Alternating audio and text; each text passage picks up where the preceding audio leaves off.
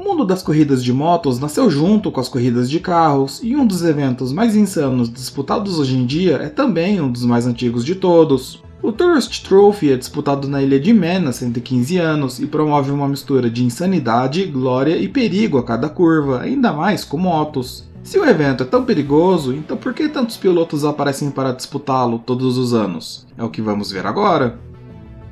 A ilha de Man está localizada no meio do Mar da Irlanda, a oeste da Inglaterra, e é uma dependência direta da coroa britânica. As corridas de motos chegaram na ilha devido a um motivo bem simples. Eventos do tipo eram proibidos nas estradas da Grã-Bretanha devido a uma lei que limitava a velocidade em rodovias.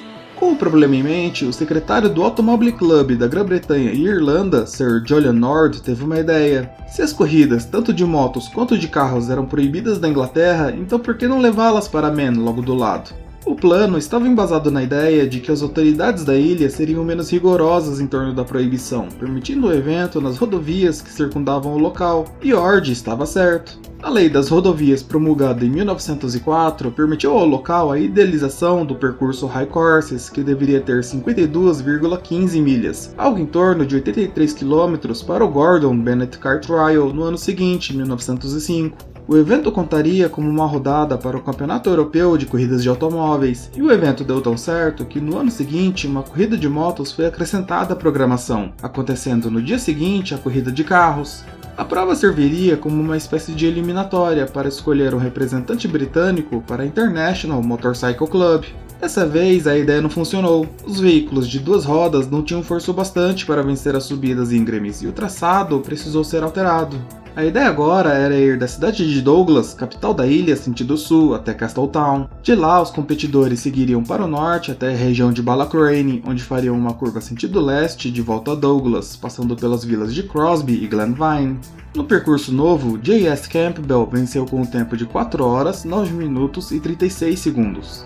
Com o fracasso da corrida na rota original, o editor da revista The Motorcycle propôs um novo trajeto em 1907, durante o jantar anual do Autocycle Club, chamado St. John's Curse.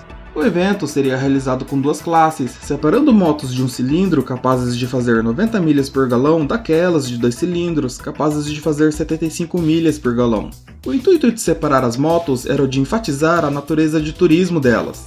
Além da separação relacionada ao consumo, a corrida também contava com regras que ditavam o uso de selins, pedais, paralamas e silenciadores de escape.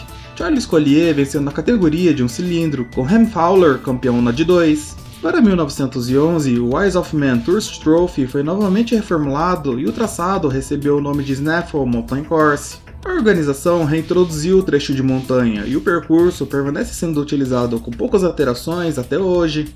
No começo de sua história, o traçado era composto basicamente pelas estradas utilizadas por carroças e cavalos, e entre alguns campos havia alguns portões. O primeiro competidor precisava abrir todos os portões no caminho, deixando para o último piloto o dever de fechar todos eles.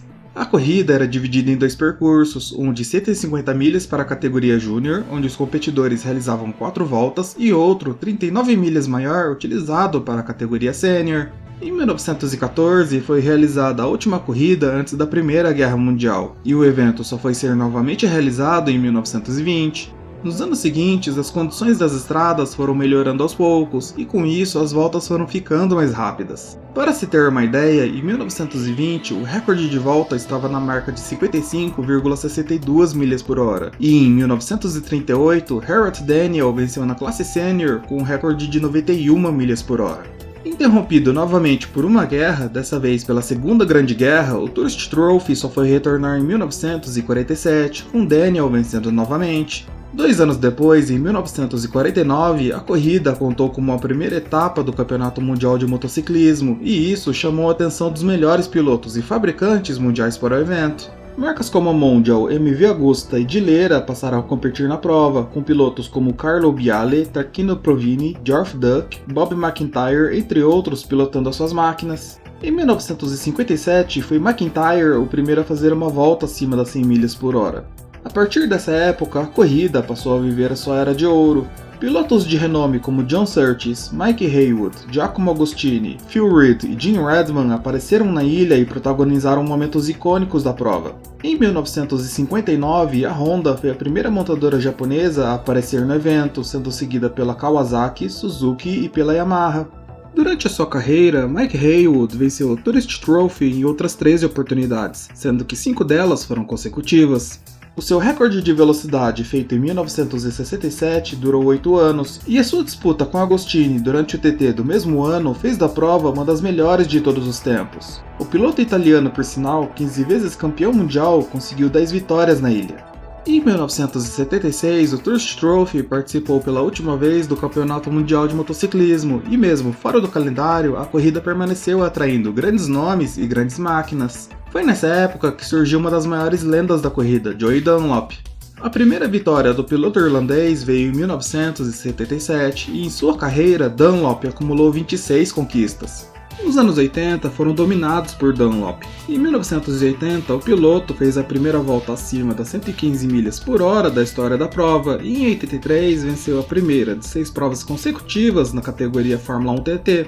Em 89, o piloto não pôde participar da prova devido a lesões de um acidente e Steve Hislop venceu a corrida, tomando para si o recorde de velocidade com a marca de 121,34 milhas por hora no traçado de montanha. Dunlop, Hislop e Cal Fogarty eram os grandes nomes da competição, produzindo grandes disputas. Em 92, Fogarty e Hislop quebraram o recorde de volta de forma consecutiva, com Steve Hislop vencendo o adversário por apenas 4 segundos. Enquanto isso, Dunlop permaneceu vencendo e em 2000 e aos 48 anos veio a 26ª vitória, ainda no ultraleve. Aquela foi sua última conquista. Em 2 de julho, o piloto faleceu em um acidente enquanto disputava uma corrida na Estônia. Outro piloto que brilhou na mesma época e teve destino semelhante foi David Jefferies. David disputou o Tourist Trophy por 6 anos e venceu 9 vezes, e tal como Dunlop, um acidente também encerrou sua vida, dessa vez durante treinos para a edição de 2003 do TT. No ano seguinte, Joe McGuinness venceu nas categorias Fórmula 1, Leve e Júnior, além de tomar para si o recorde de velocidade, com 129,451 milhas por hora. Durante a sua carreira na Ilha de Man entre os anos de 96 e 2019, o piloto inglês venceu 23 corridas e fez 47 pódios, ficando atrás de Joey Dunlop e à frente de Michael Dunlop. Michael é sobrinho de Joey e em 13 anos venceu 21 provas, com a primeira vitória vindo em 2009.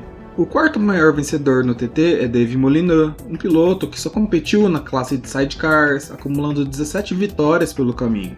Como já foi possível notar, todos os vencedores por classe são considerados como vencedores do Tourist Trophy, não sendo raro o caso de um piloto vencer em mais de uma categoria. Em 2010, por exemplo, Ian Hutchinson fez história, vencendo em todas as corridas solo no evento. Vencer na Ilha de Man envolve uma boa moto, muita habilidade e extrema competência. Em um percurso composto puro e simplesmente por estradas, o erro não pode fazer parte dos planos do piloto.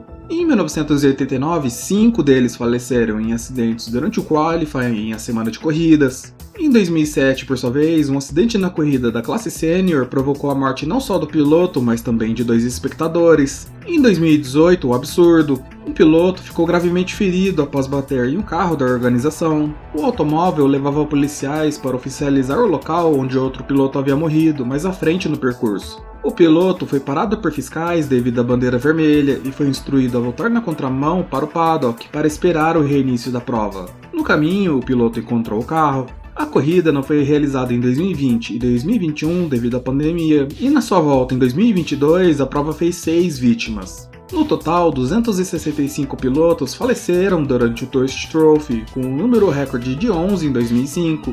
O evento tem provocado cada vez mais debates sobre a questão moral da prova. O Tourist Trophy é um desafio, uma corrida, mas acima de tudo, um evento que todo ano provoca a morte de 2 a 3 pilotos em média. Mesmo com todos os casos e com medidas de segurança sendo cada vez mais empregadas, a organização, e isso envolve o governo local, aparentam ignorar o perigo real da prova.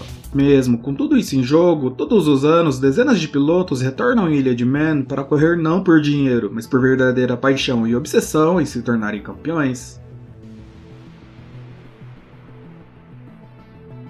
Se você gostou do vídeo e quer mais informações sobre Fórmula 1, Indy, entre outros, inscreva-se no canal. Dúvidas, sugestões ou dicas são sempre bem-vindas, deixe aqui nos comentários.